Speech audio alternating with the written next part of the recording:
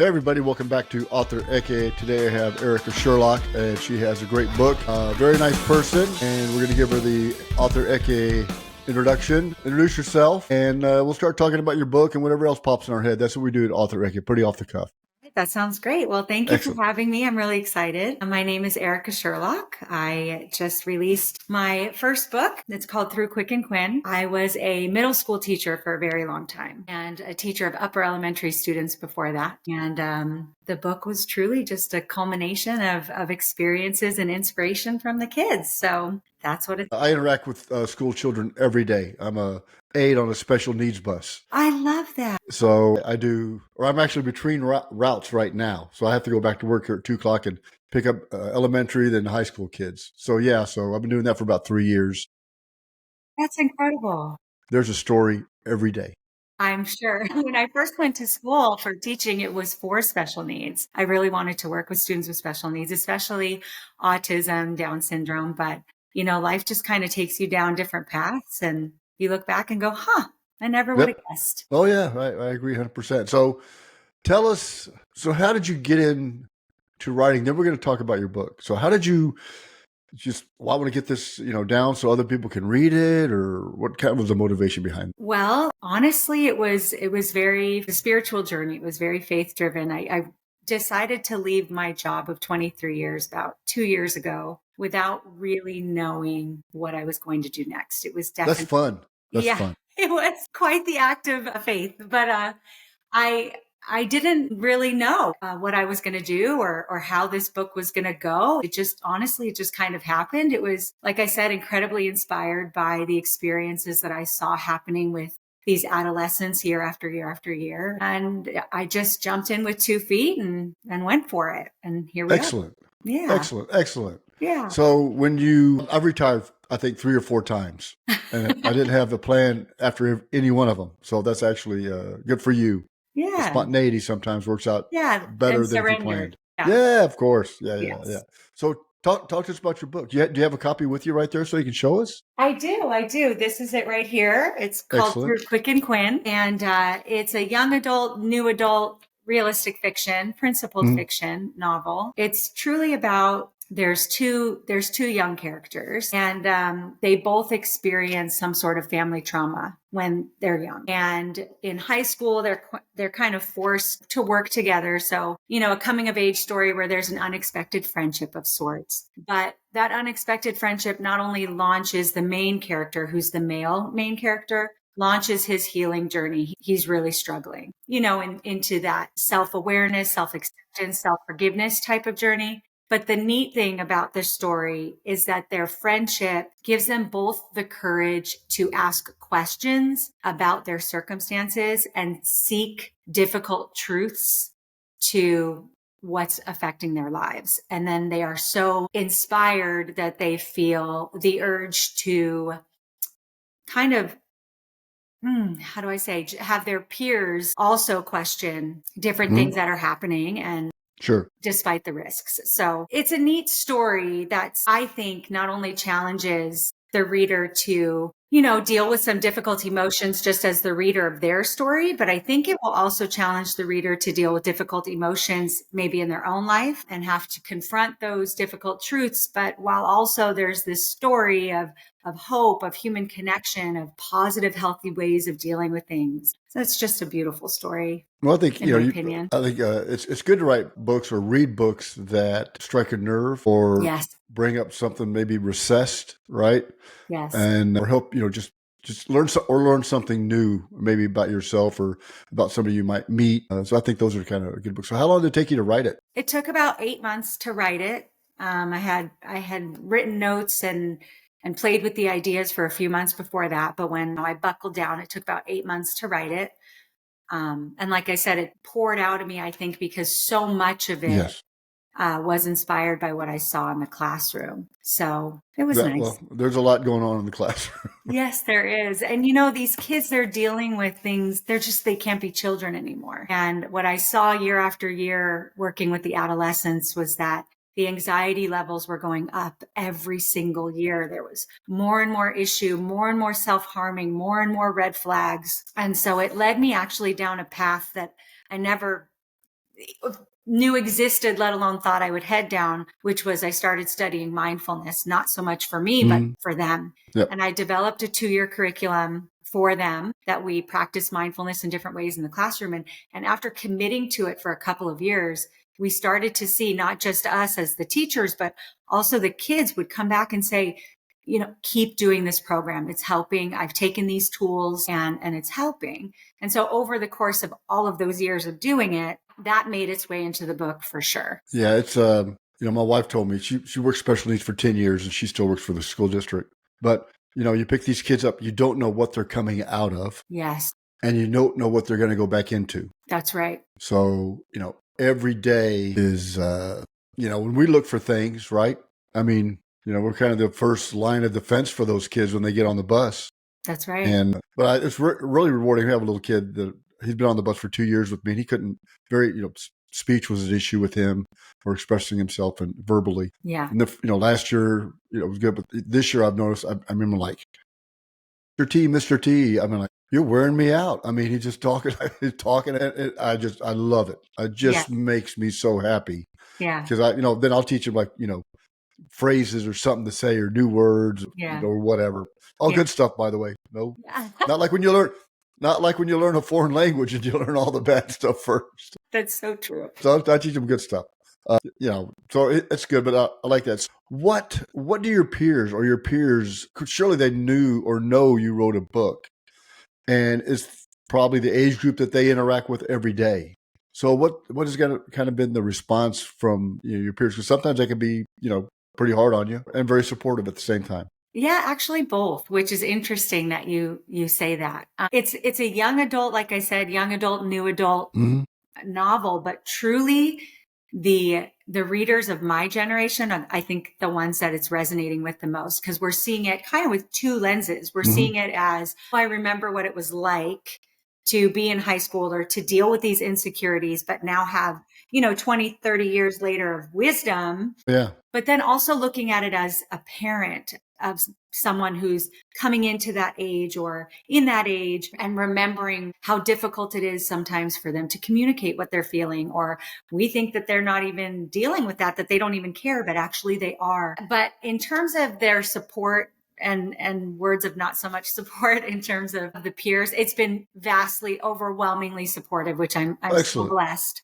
But this book, there's pieces of controversy in there. The other thing in the classroom, other than mindfulness, that I brought to this book is my passion for discourse. So I, believe that society has lost its ability to agree to disagree. We no longer have enlightening. We don't debate, we hate. Yes. And it's awful and it breaks me inside. And so in the classroom, even though we taught language, math, history, science, the two things that ended up being at the forefront of the classroom that they ended up taking the most life skills away from was mindfulness and our discourse class. And we talked so much about, if there's a debate, there's got to be good points on both sides, or it wouldn't be a debate. It would be a simple yes or a simple no. So let's not make it about winning or being right. Let me understand you better. You understand me better. We both walk away with a better understanding of the situation, and there's enlightenment for everyone. That is a huge passion of mine. And I feel like there's so many things going on in the world around us, obviously, that we don't talk about because they make us uncomfortable. And that's not okay, and we don't talk about because I'll automatically hate, or they'll automatically, and I'm afraid I'll get canceled, or all of these different thoughts are going through our head. And we've lost the ability to, like you said, to debate. And there's topics in here that some of which I agree with, some of which I don't agree with. That's not the point. The point, and I've said it before many times on social media, the mission of the book is to spark a conversation. And it might not be a pleasant one, but we still need to have it. Yeah, I think the younger generation has lost the ability to resolve conflict verbally. Yes. I'm not talking texting I'm talking one mano a mano without getting physical. Or thinks you're being he's infringing on you, dissing him or something, right? Or him or her or whatever. Yes. So yeah, I think that, and I can see that, but they got, eventually you got to talk it out. I mean, you've got to be able to have a conversation where you don't have to raise your voice to get your point across. or swear or anything. But as soon as you do, normally when you raise your voice or yell, you've lost already, because now you're screaming, right? When other people are like, oh, click, I'm not listening to you now. That's right. So I think those discussions are good. Yeah, well, hopefully some great discussions come out from people reading the book. Excellent, excellent. So when did it come out? In January, the very beginning of January of this year. Yes. Oh, wow, that's like new. It's brand new, just a couple months. And so what do you do from a marketing perspective? How do you get the book out? Well, I wasn't on social media. I was about 8 years ago, but I wasn't on it at all during this process. And so when I signed on, I obviously needed to establish a social media presence. So I've kind of found, a cozy spot on Instagram, and I'm working really hard on posts, on videos, on all of those things, trying to reach, an audience. I also, have been sending books out to different, Instagram or Bookstagram people, and trying to do the local marketing as well in terms of book signings. I have 3 this month, and nice. Just trying to get it out there, just pushing myself, stretching the comfort zone, and just doing it, just going for it. I'm so passionate about the message of the book that it's okay if I'm uncomfortable. I just need to do this. So have you reached out to the local library or anything to do that? A lot of them will have like once a month or whatever to be able to come have authors come in, or they may have a book fair that they do once a year. Yes. Really get out there and local community type stuff. Absolutely. I've been working on that for sure. A couple of career days. The book is in the libraries. I did an author fair through the libraries in January. So I'm definitely working on it. I'm heading out to California in May, to where I grew up, actually, to do a big author fair. So Where at? It's at College of the Canyons in Valencia, California. Okay. I grew up in Atwater, up by Merced. Okay. But I was in the Air Force. I lived there 3 years back in the early 70s. So yeah. Well, late 60s, early 70s, I guess. Yeah. My sister lives up in Redding, as a matter of fact. Okay. Beautiful up there. My mom went to Glendale High. My mom moved to California in 1932 or something like that. Wasn't nothing there.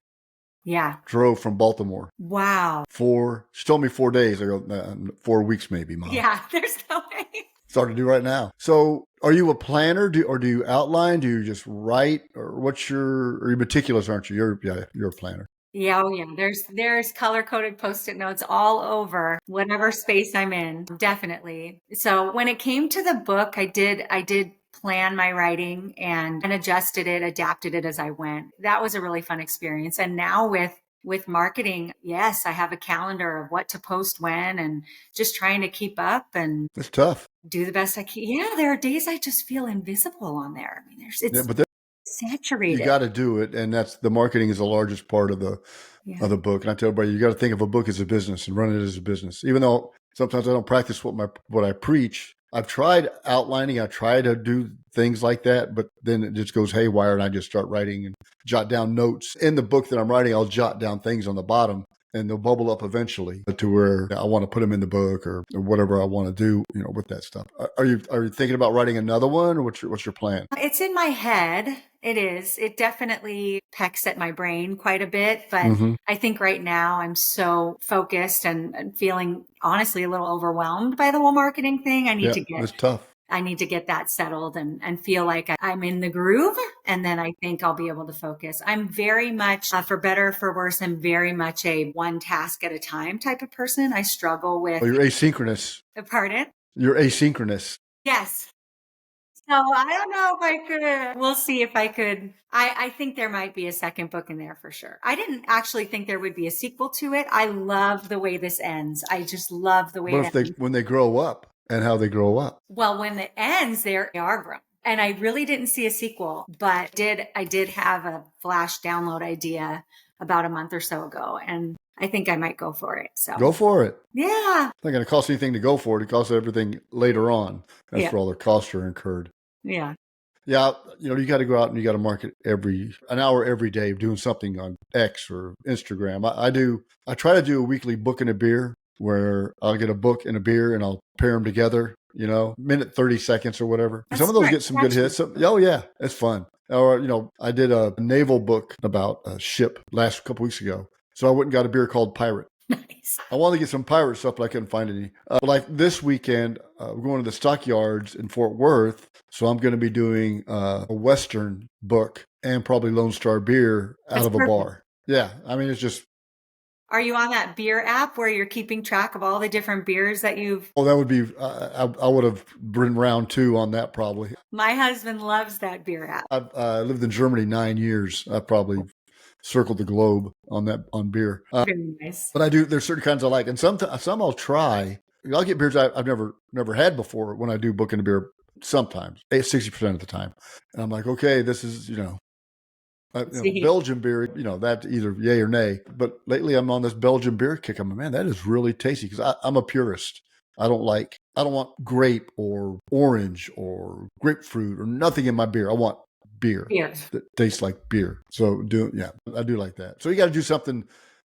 And I would tell you too, when you market, don't always talk about the book. Talk about something else that people will draw to you. Now you can always use subliminal messaging too, right? There's nothing wrong with that. When if you like to cook, there's always product placement in every show that you ever see.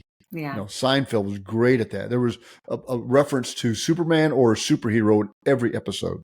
But product placement where you can put your book back there, somebody see when you're talking about something else, because then somebody's going to gravitate toward that.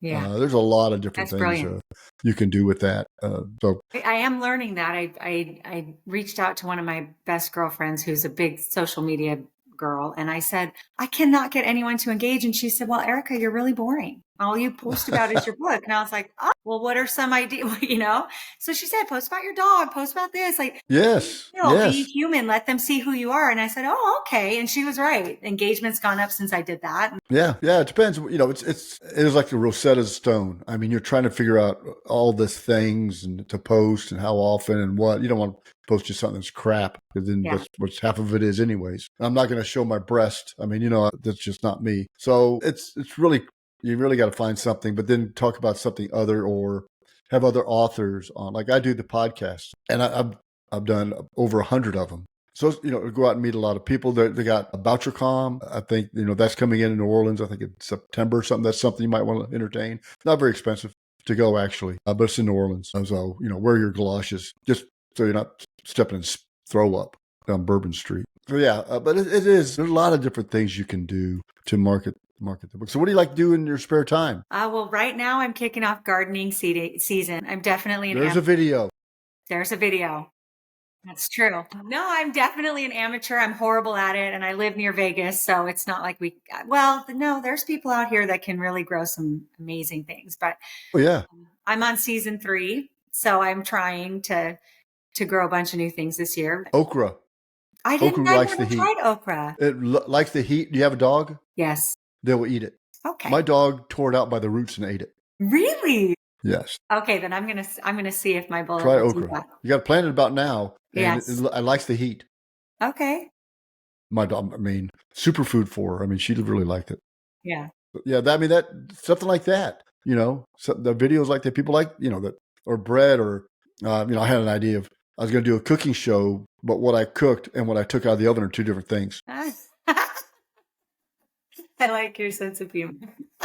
Well, I'm definitely not. We'll make some sourdough and pull out a bologna sandwich or something, Perfect. Yeah. No, I definitely won't be making videos in the kitchen. That is not my strength, not my strong area. So are you writing full time now and you're retired writing full time? Yeah, I'm blessed to be able to do that. So yes. So if you could, what other genre would you like to write in? If you say, okay, I'm going to write a book totally I'm uncomfortable writing, or maybe I don't have the expertise. Well, you know what? 90% of the people that are writing books don't have expertise in what they're writing about. So what kind of book would you write about? That is a really interesting question. The first thing that comes to my head is fantasy, because that would really push me outside of that comfort zone that I'm talking about. There's a lot to that. There is so much to it. And sometimes I'm just intimidated to read it because it's, am I going to know who's who and what's going on and where the land is? And, I've got to look at the map and look at the glossary of names. And I think that would be a huge challenge. I think nonfiction would be a huge challenge too. And I'm very passionate about geopolitics and everything that goes with that. So Yeah. that would be an ultra challenge as well. Yeah. I write historical nonfictions predominantly. I started writing about 2 or 3 books, and I'm like, you know what? I didn't feel it. So I had an idea a couple weeks ago, and now, like you said, it's just flowing out. And when I wrote 104 back here, I was writing a third book of a thriller series, about 50,000 words in, which is a lot of words. Yes, it is. Right. And I stopped. When I had this idea, I stopped and wrote that book. Really? Yeah. I love stories like that. Yeah. I'm a very spiritual person, and I think that those seeds are planted. Oh, you would love this. It's about the soldier in Tomb of the Unknown Soldier. His diary is found hidden in a Bible by a father and son who are in France present day, and relive his story. And now the son can see what war did to his father. It's a Pulitzer nominated book this year. Wow. Won some awards and some awards that haven't been public yet. So we'll see. That's incredible. Congratulations. Oh, thank you. I actually interviewed a Sentinel Tomb of the Unknown Soldier, and they have a copy of it. Wow. And down in the tomb where the soldiers are and stuff. World War I Museum has it. So that's incredible. Labor of love. Yeah, it was labor of love. But then I have a thriller coming out on the 25th of March. So, got to market that again. Market. Yes. But I like writing different things. I want to write books they're not bubblegum books, right? But something that's like, okay, that hits a chord. Yes. Or stirs up emotions. Yes. Yeah, I like writing those. A memorable book. Yes. To challenge the reader in something, to confront something. Yes. But, if you write historical fiction or history in general, nonfiction, man, you better be spot on, because the stuff that's supposed to be nonfiction, it better be right. Yeah. That's exactly right. It's so true. And Night of the Long Knives will come after you. If you know that reference, that they'll come after you. Night of the Long Knives. So yeah. So where can everybody get your book? Where can everybody get a hold of you? I have a website, ericasherlock.com, and that's kind of the central hub. It's got links to everything. The book is available on Amazon and Barnes and Noble and other such sites. And then all my social media links are through the website. Okay. I've got a bi-monthly blog that's coming out. Man, I can't do that. Yeah. I tried. I've got tons of email addresses. I'm like, what am I going to write about? I'd rather do my video blog. That's the hardest part, is what am I going to write about? Yeah. I've tried to do some fun things from the character's perspective, but it's still challenging to come up with content. Yeah, there's so many out there. I don't want to have, I don't read my email anyways half the time. If I do, I don't read it wrong. So if somebody sends me email, you've got to put what you want to say in the first 2 sentences, or I am just going to or you're out. And that's terrible. I mean, that's what I've always been like. That's terrible. Business world, that either hurts you or harm, or good for you. Either or. Well, great. Well, Eric, it's been a pleasure talking to you today. So let's see the book again. Okay. Through Quick and Quinn. Excellent. And folks, go out there, check her out on social media, and put a comment in the ones that she put out. Told her to do her gardening videos, because they might be very, very good. We'll see about that. Well, Erica, thank you very much. Folks, you. Go out and check her out. Get the book. If you've got some young adults, new adults, or you're in that age, go out and get it, because it's coming pretty handy. And she taught your kids, so go out and check it out. Thank you. You bet. Bye.